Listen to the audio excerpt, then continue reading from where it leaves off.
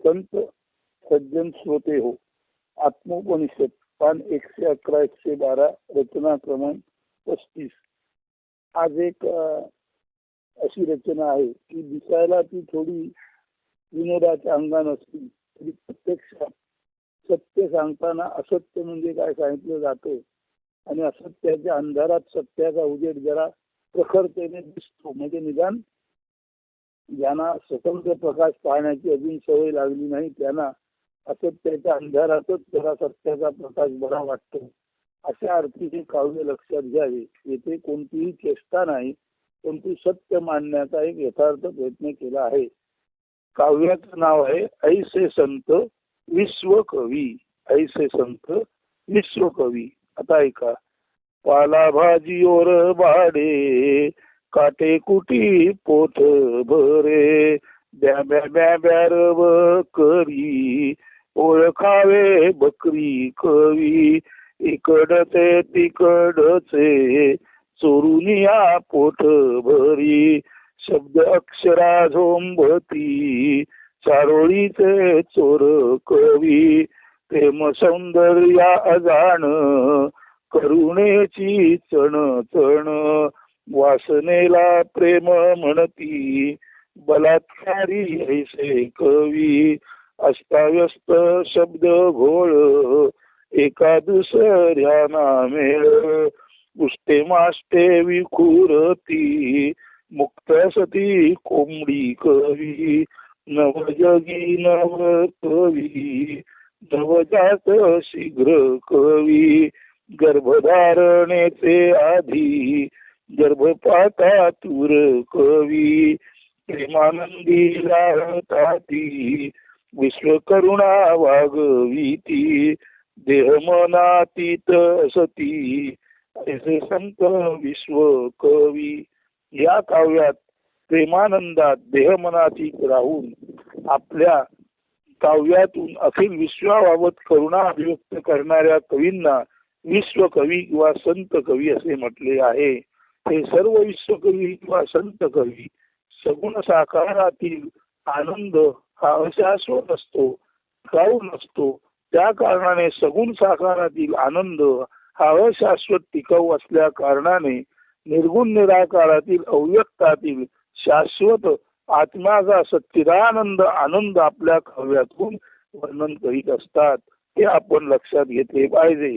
आणि अशा अर्थानेच हे सर्व संत कवी आहेत ते आत्म्याचा मूळ सत कायमस्वरूपी असणे, चित चैतन्य रूप असणे आणि जे कायमस्वरूपी चैतन्य रूप आहे ते कायमस्वरूपी आनंदी असते. म्हणून सच्चिदानंद रूप हे आत्म्याचे खरे तर निर्गुण निराकार अव्यक्ताचेच वर्णन आहे. सगुण साकारात जरी आत्मा एकोम बहुश्याम पद्धतीने जीवधारणा करीत असला तरी हा जीव जोपर्यंत आपल्या शिवत्वाची म्हणजे सच्चिदानंद स्वरूपाची ओळख पडत नाही तोपर्यंत हा जीव स्वतःला स्व म्हणून न समजता मी म्हणून समजतो. तो स्व न समजता स्वतः अहम समजतो आणि हा मी किंवा अहम समजणारा जीव अहमन्य असतो आणि तो नेहमीच म्हणतो सगुण साकारच प्रसाद पूर्ण आहे, निर्गुण निराकार वृक्ष आहे. म्हणजे असं म्हणण्यासारखं आहे की मूळ असणेपणातून जे जे जन्माला आले ते सर्व पदार्थ गोड आहेत, पण तू आपले मूळ असणे पण शाश्वत असणे पण कडू आहे म्हणण्यासारखी ही मूर्खता आहे. म्हणून हे संत कवी हेच खऱ्या खुऱ्या अर्थाने प्रेमानंदात मग्न राहून सच्चिदानंद या आपल्या मूळ असणेपणाची गोडीच शाश्वत आहे, त्याच्यातच आनंद आहे आणि तेच सत्य आहे पटवण्याचा प्रयत्न करतात. अन्यथा सारे बकरी कवी आहेत, चारोळीचे चोर कवी आहेत, करुणेबाबत विश्वकरुणेबाबत अनभिज्ञ असणारे आणि वासनेलाच प्रेम समजणारे बलात्कारी कवी आहेत. अस्ताव्यस्त शब्द घोळ घालणारे कोंबडी कवी आहेत आणि पुरेशी भावधारणा होण्यापूर्वीच काव्य प्रसविण्याची घाई असलेले गर्भपातातूर कवी आहेत. म्हणून पुरेशी भावधारणा म्हणजे आत्म्याचा भाव आत्म्याची योग्य ती भावधारणा करणे अगोदरच आत्म्याचं संपृक्त ज्ञान प्राप्त होण्या अगोदरच जी माणसं सगुण साकारातच गोडी आहे आणि निर्गुण निराकार वृक्ष आहे म्हणतात. आणि हा आरोप निर्गुण निराकाराची महती सांगणाऱ्यावर अमक्या तमक्याला तो निर्गुण निराकाराचं प्रेम असला तरी त्याला सगुण साकारातच गोडी वाटते.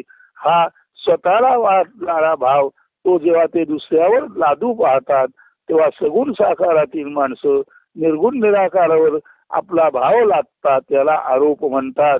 जसं आपण देवाची मूर्ती केली आणि आपणाला खायला पाहिजे म्हणून देवाला नैवेद्य ठेवला, आपण पान सुपारी खातो भटजी म्हणून त्याला पान सुपारी ठेवली, याला जसं म्हणतात सगुण साकारातील जे अज्ञान आहे ते निर्गुण निराकाराच्या शुद्ध ज्ञानावर लादणे.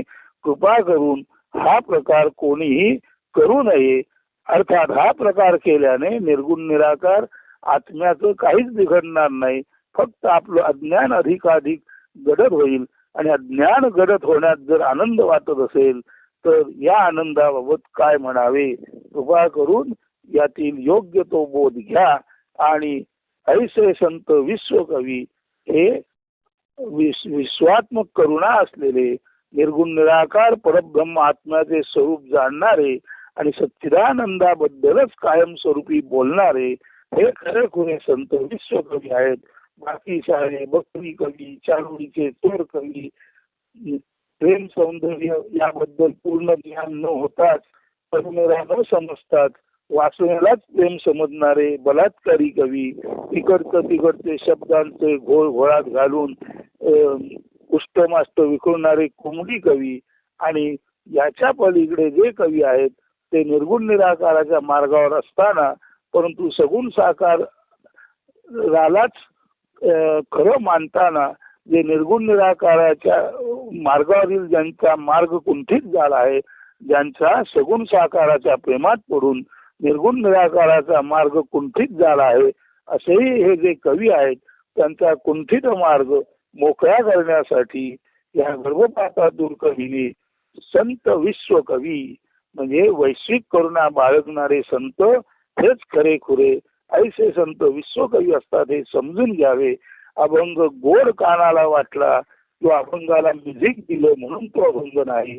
अभंगातील जे तत्व आहे भेदा मंगल, अभंगातील जे तत्व आहे केवळ सच्चिदानंद हे आत्म्याचं स्वरूप आहे. अभंगातील जे तत्व आहे मी तो विखर हेर ते सकळ बहुवर्वे, हा मीच वाईट आहे, ही म्हणताच वाईट आहे. हे तत्व म्हणून त्याला सौंदर्य आहे, हे तत्व आहे म्हणून त्याच्यात आनंद आहे.